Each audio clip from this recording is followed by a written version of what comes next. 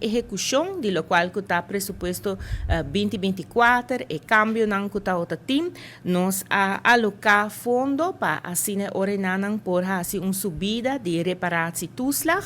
nos a queda pendiente e informação de quanto é aqui lo subi. Awe mi por 13 dilante para lo qual está pensionado nan e reparatie toeslag está subi e se nos por passa rato e lo bire ordenar desde augustus ele vira 200 florin. Pues esta aqui não, neste passa é outro sheet, por favor.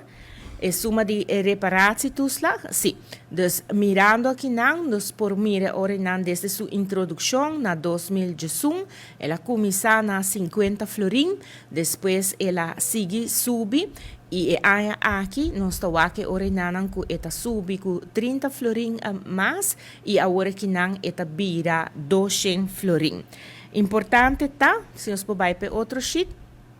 que agora que não, desde a luna aqui, desde AUE, esta guardo pagar, sobre a SVB tá paga, acaba AUE, desde AUE, ora e não, e suma tá 200 florin. Então, está bem 30 florin extra, sobre o presupuesto nós a pone para pensionado, 360 florin extra para ano, para assim nós por brinda e subida aqui não, e em total, por bise orenan ku para ano, seguro para o qual que tabira e ano próximo, e tabira ku e pensionado não e orenan tahaya 2.400 florin para ano, na lo qual que ta reparatie toeslag. Nos a purba, maneira nos a indicada em lo qual que estava e ora nos a trata e prome cambio de presupuesto 2024, nos a 13 dilante, com espaço não financeiro que está bini, nos a purba de tur maneira para assina por haya ajuda esnan com mais tem mester.